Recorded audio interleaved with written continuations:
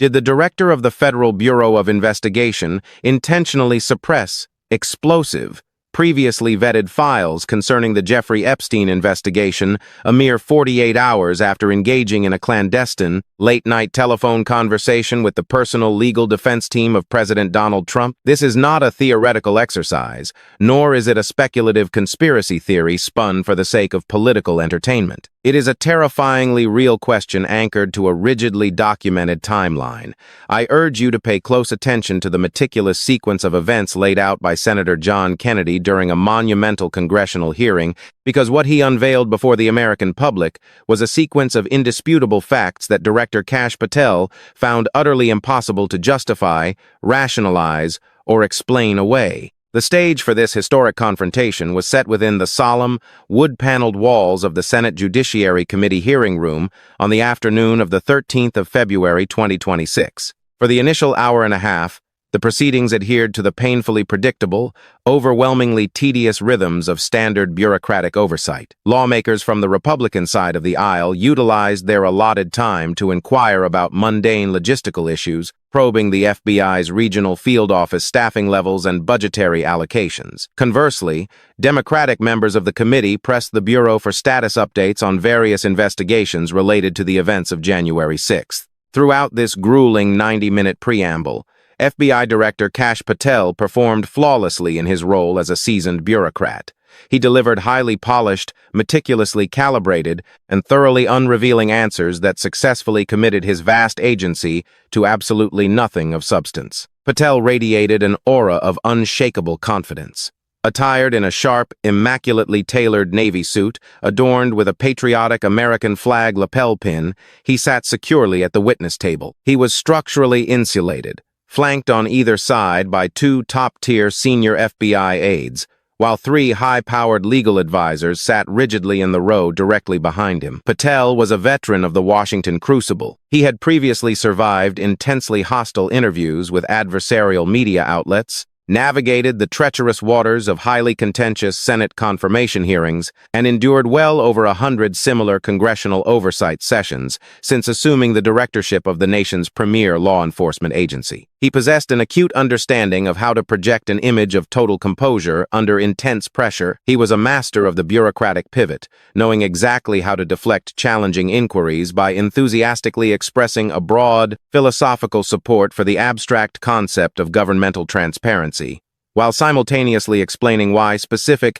requested datasets could never be legally disclosed to the voting public. At one juncture, roughly 70 minutes into the hearing, Patel even casually glanced down at his wristwatch, a microscopic but immensely telling gesture of a man who firmly believed he had already weathered the worst of the political storm. However, the entire atmospheric pressure of the Grand Chamber underwent an immediate, palpable transformation. The very second Senator John Kennedy leaned forward and pulled his microphone closer. To fully grasp the magnitude of what transpired next, one must understand the unique methodology of John Kennedy. He is the antithesis of the modern, grandstanding politician who relies on viral outrage to secure cable news coverage. Behind his famously disarming Louisiana drawl and his seemingly relaxed, folksy demeanor lies the ruthlessly analytical mind of an Oxford University Rhodes Scholar and a highly accomplished graduate of Yale Law School. Kennedy operates with the cold, calculating precision of an apex prosecutor.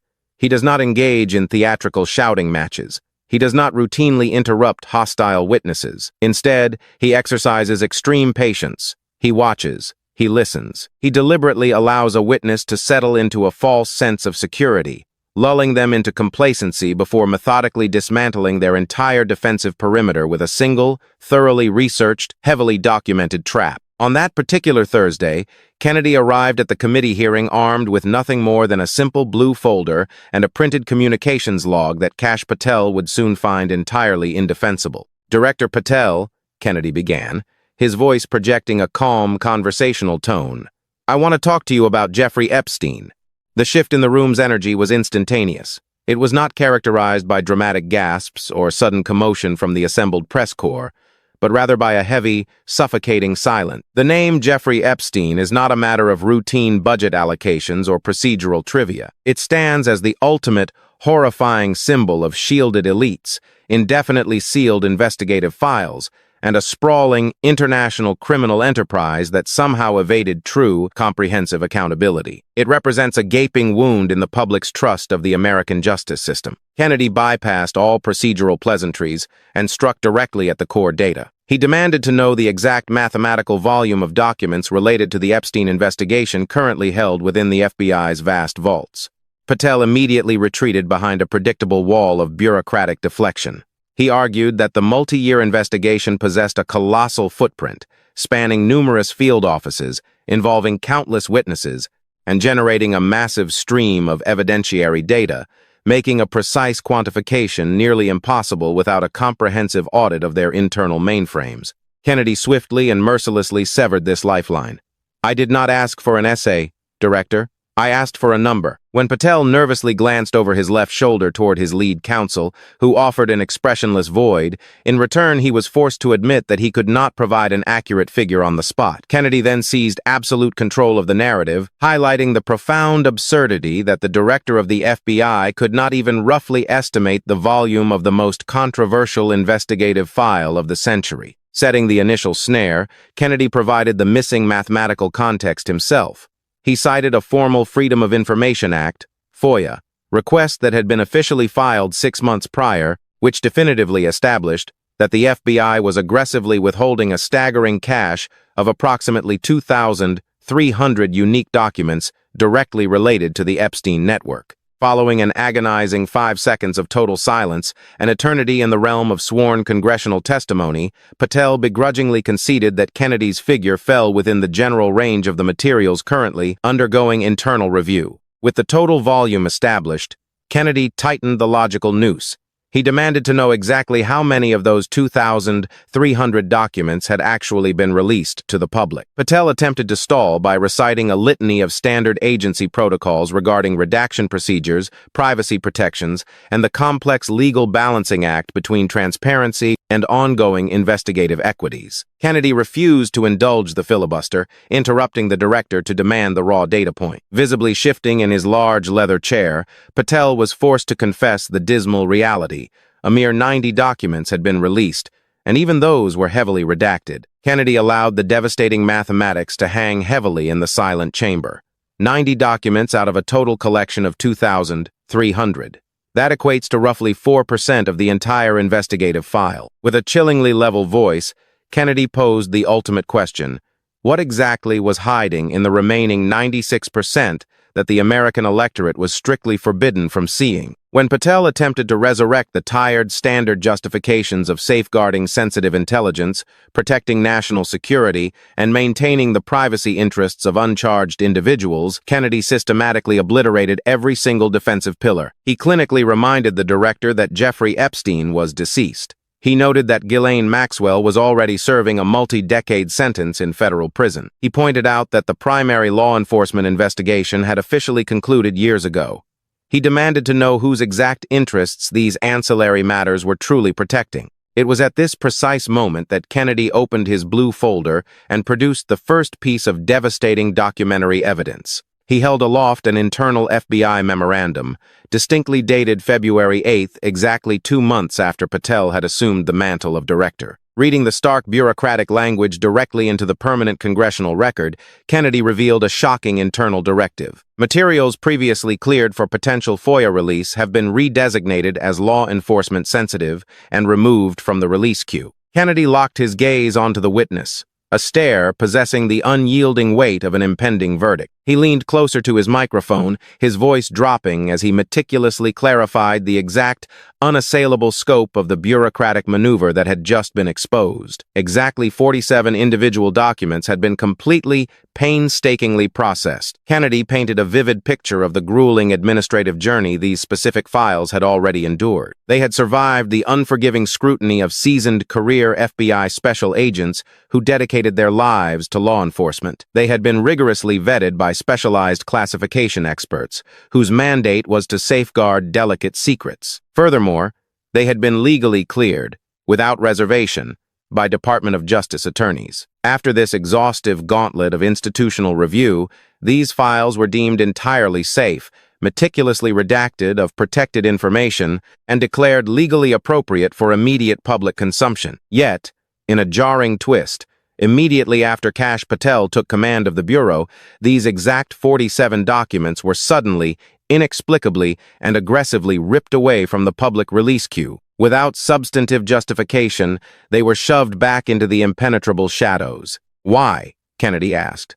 The single, monosyllabic inquiry hung over the polished wooden expanse of the witness table like a suspended anvil, heavy with accusation.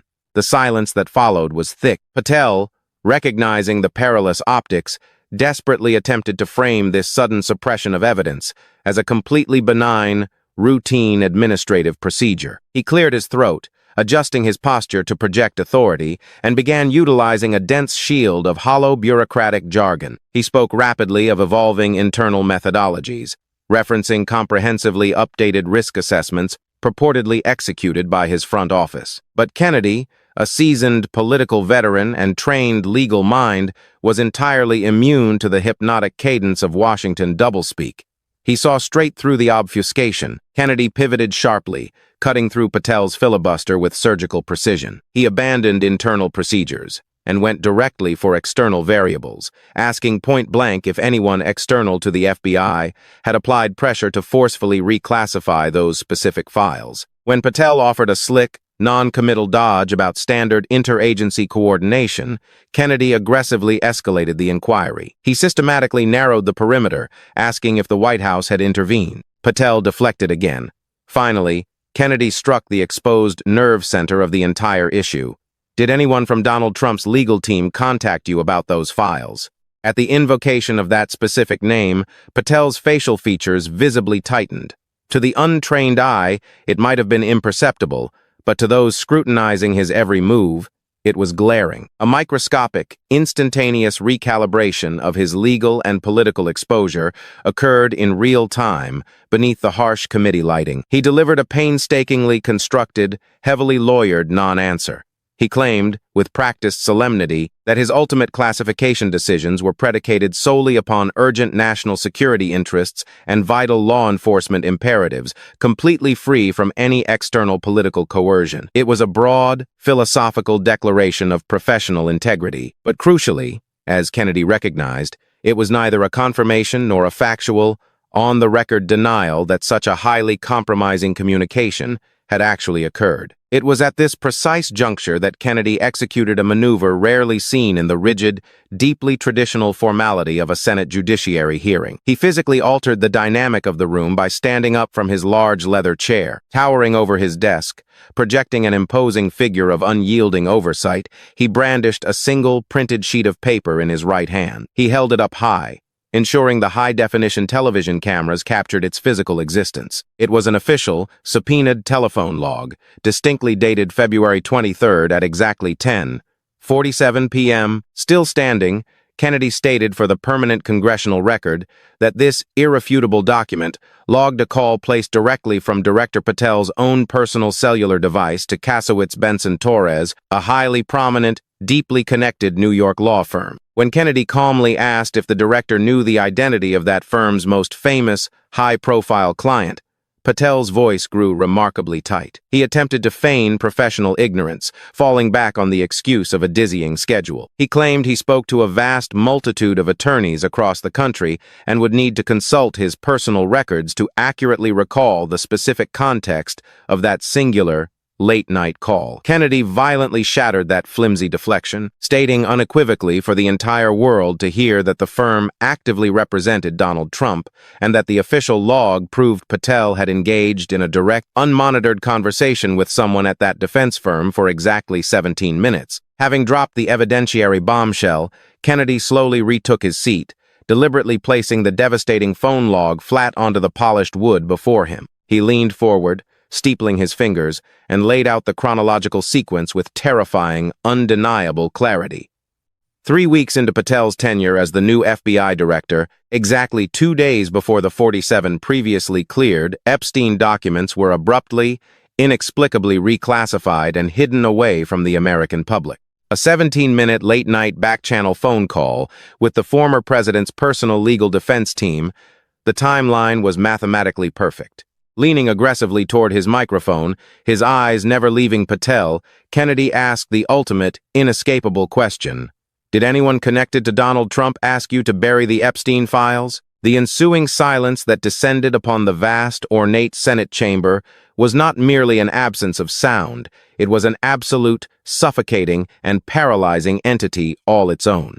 It was the heavy, visceral, deeply uncomfortable silence of an incredibly powerful man who suddenly realizes he has been expertly trapped within the inescapable confines of a meticulously documented timeline. The air grew thick and heavy with anticipation as everyone waited for the bureaucrat's escape act. When Kash Patel finally managed to find his voice, it was a profound disappointment. Stripped of all previous bureaucratic authority, institutional bravado, and practiced arrogance, he weakly asserted to the committee that the highly suspicious, late-night phone call concerned a completely separate, entirely unidentified matter, wholly unrelated to the Epstein investigation. He offered no further details, no illuminating context, and absolutely no verifiable alibi, delivering just a hollow, desperately unconvincing denial. Senator Kennedy did not yell in triumph, nor did he express any degree of manufactured, theatrical outrage for the evening news broadcasts. Instead, he responded with a razor-sharp, devastating application of rural Louisiana logic that cut completely through the thick bureaucratic fog like a freshly sharpened scalpel. "Director," Kennedy drawled, his tone remarkably conversational but his eyes remaining fiercely locked onto his target. "If it looks like a duck, walks like a duck, and quacks like a duck, it is probably not a chicken." With that singular, highly memorable, folksy idiom, Kennedy flawlessly laid bare the sheer, insulting absurdity of the massive coincidence that Director Patel was openly demanding the United States Senate to blindly swallow. Kennedy systematically outlined the profound, mathematical improbability of the situation. He highlighted the undeniable reality. Highly sensitive documents that dedicated career professionals had already thoroughly vetted and explicitly cleared for public release were suddenly universally reclassified and hidden away a mere 48 hours after the sitting director of the FBI held a highly unusual, late-night, 17-minute conversation with Donald Trump's personal defense attorneys on a personal device. The proximity defied innocent explanation. Kennedy leaned closer over his microphone, stared intensely into the eyes of the highest-ranking federal law enforcement officer in the nation, and asked a question that resonated like a thunderclap. "Do I look like I was born yesterday, Director?" Sensing the catastrophic, real-time collapse of his carefully cultivated public optics and the total evaporation of his professional credibility, Patel attempted a final, desperate, impassioned defense of his personal character. He stiffened his posture, pulling himself up in his chair, and stated with a heavy dose of manufactured indignation that he deeply resented the severe implication being made. He fiercely declared he would never dare to compromise the storied institutional integrity of the Federal Bureau of Investigation, nor violate his own moral compass for the sake of cheap political considerations or partisan favors. Kennedy's rebuttal to this theatrical, desperate display of personal offense was breathtakingly cold and surgical. He did not take the bait. He did not engage in a screaming match about honor or ethics. He simply, calmly clarified for the permanent, unalterable congressional record that he was absolutely not making a subjective implication, nor casting baseless aspersions upon the director's character. He stated, with chilling finality, that he was merely reciting a rigid, unbroken chronological sequence of heavily documented, undeniable fact. He was presenting a verified paper trail, leaving the American electorate and the historical record completely free to draw their own inescapable, deeply logical conclusions regarding the incredibly dark, terrifying underlying meaning of that specific sequence of events. Then, having successfully cornered his witness with a barrage of undeniable data points, Kennedy prepared to ask the singular, defining question of the entire oversight hearing. It was a masterfully crafted inquiry designed with mathematical precision to force the FBI director into an impossible, no-win corner from which there could be no bureaucratic escape. Are there documents currently in the Epstein files that directly name and implicate Donald Trump in criminal activity? Yes or no? Faced with this explosive inquiry, Patel instinctively retreated behind the ultimate, historically impenetrable shield of the American intelligence community. He stated rigidly that he could not, and absolutely would not, comment on the specific, highly sensitive contents of classified materials in an open, unclassified, public setting. It was the standard, rehearsed escape hatch utilized by intelligence officials for decades. However, Kennedy immediately and ruthlessly closed this final escape route. He clarified, with absolute linguistic precision, that he was absolutely not asking Director Patel to describe the sensitive contents of the files, nor was he asking him to reveal covert sources, clandestine methods, or ongoing investigative strategies. He was simply asking a foundational, binary question regarding the mere physical existence of such documents. Kennedy repeated the trap, closing the jaws tight. Do documents exist within the FBI's withheld Epstein files that implicate Donald Trump? Yes or no? Patel shifted incredibly uncomfortably in his large leather chair. He cast one final, desperate, searching glance over his shoulder toward his highly paid, completely silent legal counsel, who offered no lifeline. Turning back to the microphone, his voice tight with the realization of the damage he was about to inflict upon himself, Patel delivered his answer. Senator, I respectfully decline to answer that question in this forum. At that precise moment, Kennedy did not raise his voice in victory. He did not pound his fists upon the wooden desk to create a viral spectacle. He simply turned his body slightly away from the witness table and looked directly, piercingly, into the broadcast television cameras arrayed along the side wall of the grand chamber. He was no longer addressing the director of the FBI. Please make sure you subscribe and turn on your bell notifications, because what just transpired in that room is now permanently etched into the historical record of the United States. We witnessed a presidential nominee actively calling a sitting senator's completely sourced questions grotesque mischaracterizations, while outright refusing to directly confirm or deny the actual statements she cited. In turn, the senator firmly responded that she was merely quoting his own verified words with undeniable dates and sources. The committee chairman then awkwardly attempted to push the hearing forward. You forget that you had 3 minutes in the next round to say what you just said, he scolded Klobuchar. Okay, I'll say them again, Klobuchar swiftly retorted. Before the weary chairman could successfully call on the very next senator in the queue, another Republican senator loudly raised a formal point of order regarding the clock. Mr. Chair, just parliamentary inquiry. I was on time. I wasn't disputing any of the debate, but I intend to keep to my 7 minutes, and I appreciate you keeping everyone to it. If we go over, can we have that decremented against the time in the second round? If a member goes over, that was actually 10 minutes, Mr. Chair. The chairman responded with a surprising moment of diplomatic exhaustion. I'm not sure that I want to. It's sometimes faster to get things done here just letting people shout than it does to shut them up. It was a brief, highly unexpected moment of dark humor injected right into the middle of an incredibly tense and grueling hearing. Another senator cheerfully interjected, "You're a wise man, Mr. Chair." But before they could finally move on, yet another petty exchange about the ticking clock erupted. "Mr. Chairman, before we go to Lee..." "Yes, what do you want?" the chairman sighed. "I love this guy." "Mr. Chairman, yes, what do you want?" It was Senator Ted Cruz who then spoke up, demanding equal treatment. "I'm unlike Senator Tillis. I mean, if we're going to start this, I want an extra 3 minutes." The entire hearing had now fully dissolved into a highly contentious brawl. The fighting wasn't merely between the nominee and his Democratic questioner anymore.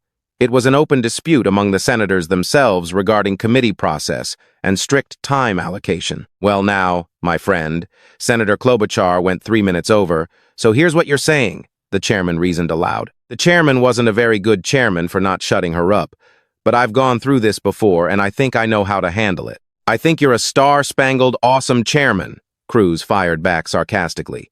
"I just want to say that for the record. But if you're going to let somebody over there go 3 minutes over, I want my extra 3 minutes." "Well, let's see if it's abused by anybody else before we make that decision," the chairman offered as a compromise. Cruz was completely blunt. "I'm just telling you, I'm going to abuse it." "Well, I'm not going to let you abuse it," the chairman snapped back. "You're a good man, Mr. Chairman," Cruz finished. Witness exactly how Kash Patel's Senate hearing dissolved into a chaotic clash over time, truth, and his digital footprint. This chaotic exchange regarding the clock powerfully revealed the suffocating tension inside that hearing room. Senator Klobuchar intentionally blew past her allotted time, simply because the nominee, Kash Patel, stubbornly refused to directly answer her specific questions. This frustrating stonewalling naturally led to her aggressive follow-up questions. Republicans viewed this tactic as a gross abuse of established limits, while Democrats viewed it as absolute necessary persistence to pry answers out of an evasive witness. But hiding beneath those loud procedural arguments, a massive issue remained glaringly unresolved. Had Patel actually stated that the massive FBI headquarters should be permanently shut down and turned into a bizarre museum of the deep state? He did not confirm or deny it, choosing exclusively to brand the question a grotesque mischaracterization. In response, Klobuchar stood firm, repeatedly stating she was merely quoting his absolute own words from the year 2024. Let us carefully examine exactly what was firmly established during this explosive exchange.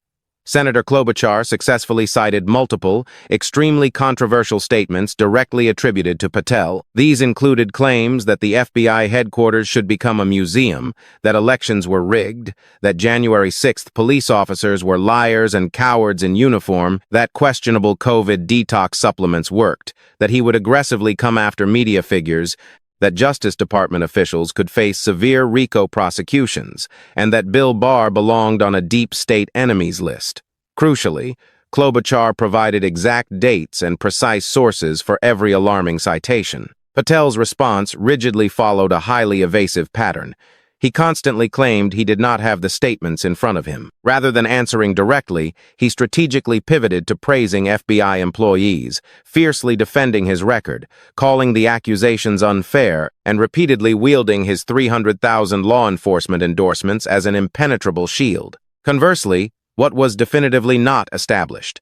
We never learned whether Patel actually made the infamous museum statement, what its broader context truly was, or why he chose not to simply deny it outright. Furthermore, the permanent record never established whether the myriad of other wild statements Klobuchar cited were entirely accurate or maliciously mischaracterized. Finally, it remained entirely unclear if Patel's fiery defense was actually legally justified, or merely a highly calculated political deflection designed to avoid answering under oath. The true historical significance of this heated exchange extends far beyond these specific controversies. It powerfully reveals a deeply problematic dynamic plaguing modern Senate confirmation hearings. In previous eras, presidential nominees were evaluated almost primarily on their dry professional qualifications. We absolutely no longer live in that specific era.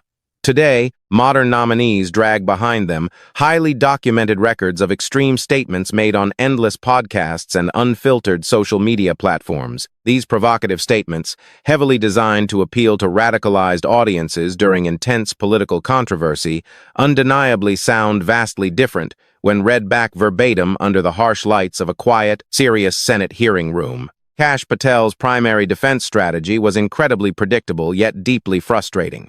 He insisted that his controversial statements were being unfairly taken wildly out of context. He argued his words were presented partially and intentionally mischaracterized to make him appear chaotic and unfit for the immense responsibility of leading the FBI. However, Senator Amy Klobuchar's devastatingly simple counterargument shattered that shield. She was literally quoting his own absolute words, backing them up with exact dates and highly specific sources. Furthermore, she heavily implied that his stubborn, furious refusal to directly address his own verified words, opting instead to defensively call the questions grotesque, was in itself a revealing character flaw. What just happened is now permanently etched as part of Patel's unalterable public record. The staggering 300,000 law enforcement officer endorsements that Patel actively cited became his ultimate, defining credential. It was his chosen shield to prove that, despite a long history of deeply controversial statements and lingering questions about his basic mental fitness, he possessed the rock-solid support of the everyday law enforcement community. However,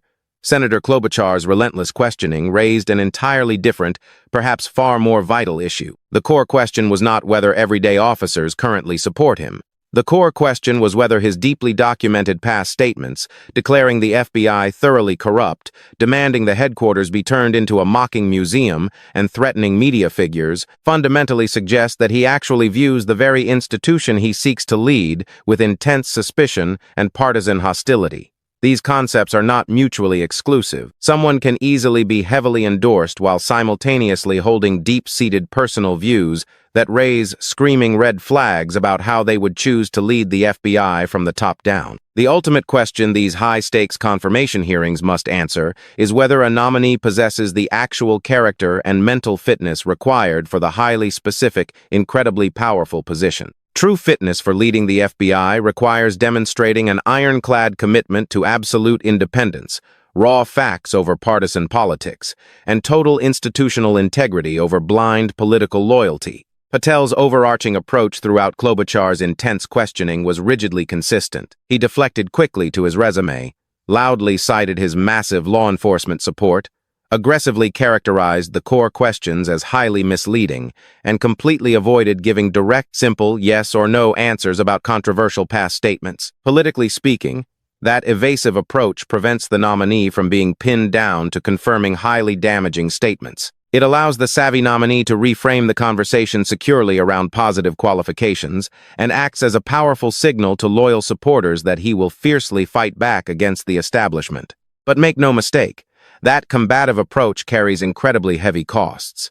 It immediately creates the overwhelming public impression that the nominee has something dark to hide. It leaves highly specific, damaging allegations entirely unanswered in the official record, effectively allowing political opponents to continue citing them as undeniable evidence of extreme unfitness. It rapidly transforms what could have been a simple clarification into a massive, prolonged, highly televised confrontation.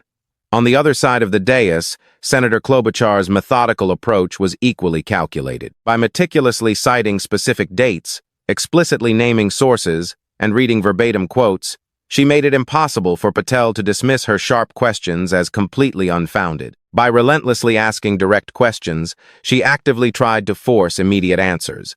By stubbornly returning to the bizarre FBI museum question, she emphasized that this was a fundamental statement about how Patel privately views the institution. By intentionally reading former Republican Attorney General Bill Barr's harsh criticisms of Patel directly into the record, she masterfully highlighted that grave concerns came from highly respected Republicans too. She brilliantly put the heavy burden of proof squarely back onto Patel to explain why his own direct statements should not be automatically considered completely disqualifying. This unforgettable exchange also laid bare something deeply troubling about the fractured state of United States Senate confirmation processes. The petty, squabbling arguments about the ticking clock, whether Klobuchar had unfairly gone over her strict limit, whether rival senators should get extra time, and whether the tired chairman was being fair, all darkly reflected much deeper, intensely partisan tensions. Naturally, the Republicans fiercely viewed Klobuchar's stubbornly extended questioning as a gross, intentional abuse of the formal process.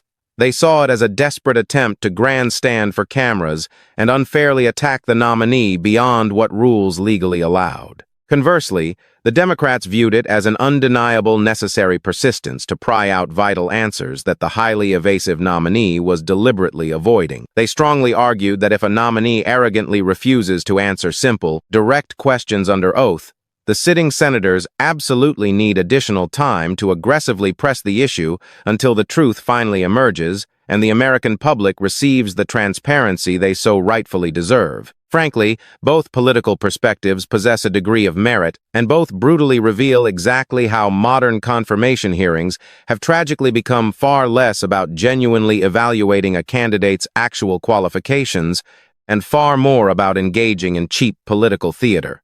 Each opposing side desperately tries to score quick, viral points for their rabid base, but hiding far beneath all of that ridiculous partisan theater, massive, terrifying real questions undeniably remain regarding Kash Patel's actual fitness to lead the FBI. The FBI is absolutely not just another typical, mundane executive agency. It holds a highly unique, incredibly powerful, and vital role within American democracy. It investigates terrifying crimes and massive national security threats, regardless of exactly who commits them or which political party they happen to belong to. It absolutely must maintain strict, total independence from any outside political pressure just to function credibly in the eyes of the public. It must rigidly follow hard facts and concrete evidence, rather than bending to popular political narratives. An FBI that is widely seen as being politically weaponized simply cannot effectively fulfill its core mission to protect the country. The numerous statements that Senator Klobuchar meticulously cited, if they are indeed accurate, raise massive, glaring red flags. They force us to ask whether Patel actually views the FBI through this vital, necessary lens of strict independence and fact-based investigation. Or, rather terrifyingly, does he view it entirely through a distorted lens of brutal political combat? Does he genuinely believe the agency has been deeply, hopelessly corrupted by his political opponents, and therefore desperately needs to be ruthlessly purged? That specific, bizarre statement about permanently turning the FBI headquarters into a museum of the deep state is particularly alarming. The term deep state heavily suggests a deeply ingrained, paranoid belief that shadowy, unelected bureaucrats are constantly, secretly working to illegally undermine duly elected officials. It strongly suggests that the core problem with the FBI is massive, fundamental, rotting institutional corruption from the inside out, demanding unprecedented action rather than standard congressional oversight. If that is genuinely Patel's private view, it immediately raises unignorable questions. Can someone who truly believes the institution is fundamentally corrupt actually lead it effectively? Can a man who openly called for shutting down the main headquarters ever truly command the willing cooperation of the thousands of dedicated career professionals who work there? Can an individual who publicly talked about coming after the media maintain ironclad independence? These are absolutely profound questions that would only truly be answered by his subsequent real-world actions if confirmed. Naturally, Patel's defenders fiercely argue his controversial statements have been maliciously taken completely out of context. They inevitably point to his massive endorsement by over 300,000 working law enforcement officers to firmly show he possesses necessary support. Conversely, harsh critics passionately argue that his stubborn refusal to directly address his past statements under oath is disqualifying. Logically, these entirely competing narratives cannot both be fully true. The numerous statements Senator Klobuchar meticulously cited raise massive red flags regarding exactly how Kash Patel views the FBI. Does he view it through the necessary lens of strict independence, or through a distorted lens of brutal political combat, genuinely believing the agency is hopelessly corrupted and requires a ruthless purging? That bizarre statement about permanently turning the FBI headquarters into a museum of the deep state is particularly alarming. The term deep state suggests a paranoid belief that shadowy bureaucrats are constantly sabotaging elected officials. It implies the core problem is massive institutional corruption requiring unprecedented action, like shutting down the main headquarters. If this is genuinely Patel's private view, it raises unignorable questions. Can someone who deeply believes the institution is fundamentally corrupt lead it effectively? Can a man who openly called for shutting down the headquarters ever command the respect of dedicated career professionals? Can someone who repeatedly talked about coming after the media maintain the ironclad independence necessary to make investigative decisions based solely on concrete evidence? These profound questions would only be definitively answered by Patel's real-world actions if confirmed. Who does he hire or fire? How does he respond to intense political pressure? Senate confirmation hearings exist precisely to ask these massive questions before a potentially dangerous individual assumes high office. Naturally, Patel's defenders fiercely argue his controversial statements were maliciously taken out of context. They claim his tough talk is simply about prosecuting verified crimes, and his endorsement by 300,000 law enforcement officers proves his credibility. Conversely, harsh critics passionately argue that his arrogant refusal to honestly address his own past statements under oath is instantly disqualifying. They point out that his fiery characterization of legitimate oversight questions as grotesque reveals a deep disdain for accountability, suggesting someone vastly more interested in bloody political combat than objective law enforcement. The Senate's solemn role is to objectively weigh these competing narratives. Every senator had to decide, do I believe Patel's fiery defense or Senator Klobuchar's rock-solid assertion that his panicked, aggressive refusal to answer is incredibly revealing? Please hit that subscribe button right now, because if Kash Patel is confirmed, his highly scrutinized tenure will be rigorously measured against the terrifying questions raised during this explosive hearing. This tense exchange perfectly reflects an ongoing, seemingly unsolvable challenge. How do we evaluate political nominees in a chaotic modern era filled with permanent public records of inflammatory podcast and social media statements? Dismissing all past statements allows ambitious politicians to say radical things for immediate gain and conveniently distance themselves later. However, treating every poorly worded statement as completely disqualifying would dangerously incentivize future nominees to be blank slates, effectively turning them into political robots. Finding that perfect balance is incredibly difficult. Yet, surely we agree that specific extreme statements like calling to shut down FBI headquarters or promoting debunked election conspiracies are undeniably relevant to evaluating basic fitness for immense power. Furthermore, arrogantly refusing to confirm or deny those statements under oath is glaring evidence of a terrifying unwillingness to be held accountable. Please hit the like button and leave a highly detailed comment. Should Patel have directly answered the museum question? Does his grotesque mischaracterization's defense make you more or less confident in his fitness? These heavy questions require complex human judgment about balancing wild past rhetoric against paper credentials and endorsements. People will inevitably reach vastly different conclusions, but the unalterable public record ensures every citizen can plainly see what concrete evidence was presented. Please share this video heavily so everyone understands what transpired inside that highly contentious room. Ultimately, this head-on confrontation perfectly crystallized the burning question. Is Kash Patel genuinely fit to lead the FBI? Klobuchar's questioning argued his documented words show partisan hostility, while his evasiveness proves he cannot be trusted. Patel's response argued his government service and massive endorsements prove these attacks are just partisan mischaracterizations designed to defeat his patriotic nomination. Both competing statements are permanently etched into the congressional record. The hearing is over, and binding votes will be cast. But this historical record matters immensely for establishing the exact standard of honesty and accountability we rightfully demand from all future nominees. The United States Senate ultimately made its final judgment. History, however, will make its own.